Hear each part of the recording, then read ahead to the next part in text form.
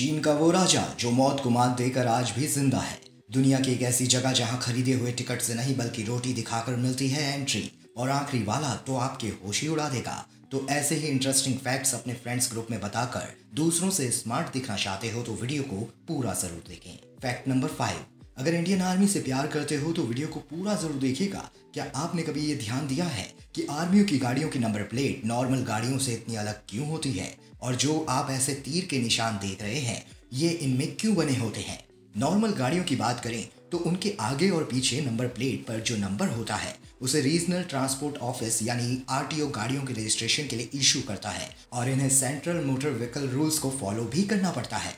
लेकिन हमारी Indian army की गाड़ियों के साथ ऐसा बिल्कुल भी नहीं, बल्कि आर्मी व्हीकल को ऐसे किसी भी रूल को फॉलो ही नहीं करना पड़ता, क्योंकि ये डिफेंस मिनिस्ट्री के अंदर आते हैं और उसकी गाड़ियों के नंबर सिर्फ नंबर ना होकर गाड़ी की पूरी डिटेल्स होती हैं, जो ये शो करता है कि ये एक गवर्नमेंट प्रॉपर्टी है। और इसके आगे 2 नंबर भी लिखे होते हैं जो रजिस्ट्रेशन ईयर्स को शो करते हैं। उसके आगे बेस कोड भी होता है। बेस कोड के बाद सीरियल नंबर या व्हीकल का नंबर लिखा होता है। सीरियल नंबर के बाद व्हीकल का क्लास लिखा होता है। इसके अलावा आर्मी अपनी गाड़ियों की नंबर प्लेट के लिए सिर्फ ग्रीन या ब्लैक कलर का ही यूज करती है। फैक्ट नंबर 4, प्यार हो तो नीता जैसा और पैसा हो तो अंबानी जैसा। अब मैंने ऐसा क्यों कहा ये आपको आगे पता चल जाएगा। आप इंडिया के सबसे अमीर आदमी मुकेश अंबानी जी को तो जानते ही होंगे, पर क्या आप ये जानते हैं कि एक टाइम ऐसा भी था कि जब अपने मुकेश अंबानी जी को एक लड़की से बहुत प्यार हो गया था। उसके लिए वो मुंबई की लोकल बस में धक्के खाते थे।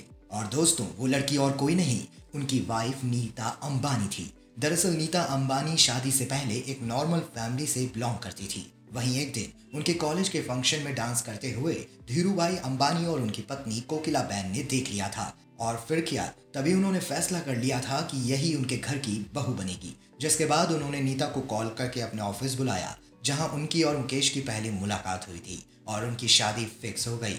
जिसके बाद मुकेश और नीता शादी से पहले मिला करते थे, जहां मुकेश नीता को अपनी मर्सिडीज में बिठाकर लॉन्ग ड्राइव पर ले जाया करते थे। और फिर एक बार ऐसे ही नीता ने मुकेश से अपने साथ लोकल बस में ट्रैवल करने को कहा और मुकेश ने अपनी मर्सिडीज किनारे लगाई और नीता के साथ बस में चढ़ गए थे। फैक्ट नंबर 3, केले के बारे में तो आप सभी जानते होंगे और सब बॉडी बनाने के लिए इसे खाते भी होंगे, लेकिन क्या आपने कभी ये सोचा है कि ये हमेशा टेढ़ा ही क्यों होता है?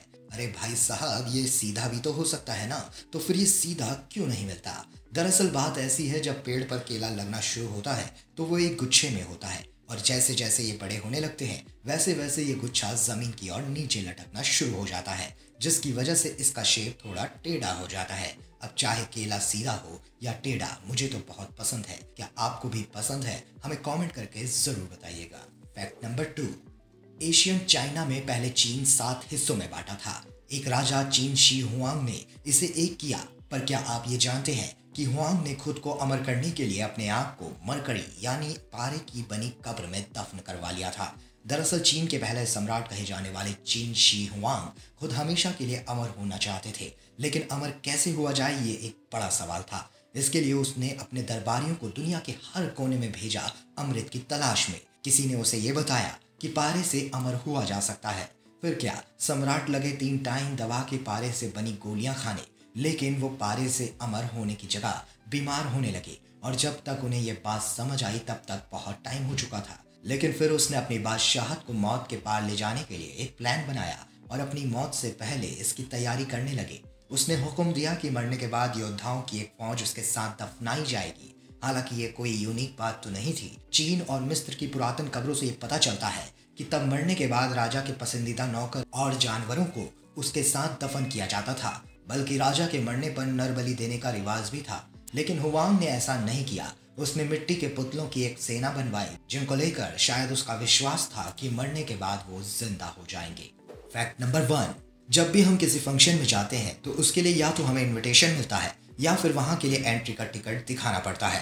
पर क्या आप जानते हैं, दुनिया में एक ऐसी भी जगह है जहां एंट्री किसी टिकट से नहीं बल्कि रोटी दिखाने से मिलती है। दरअसल गुजरात के पाटन में एक इवेंट हुआ जहां रोटलिया हनुमान मंदिर में एक भजन कार्यक्रम लोगों द्वारा कराया गया, जिसमें भगवान के लिए भजन गाया जाता है और इसे संस्कृत में भी गाकर लोगों को बताया जाता है। वैसे तो ऐसे इवेंट्स में गायकों पर पैसों की बारिश होती है, लेकिन इस इवेंट में रोटी की बारिश हुई और रोटियों का अंबार लग गया और इवेंट खत्म होते होते 50,000 रोटियां जमा कर ली गई।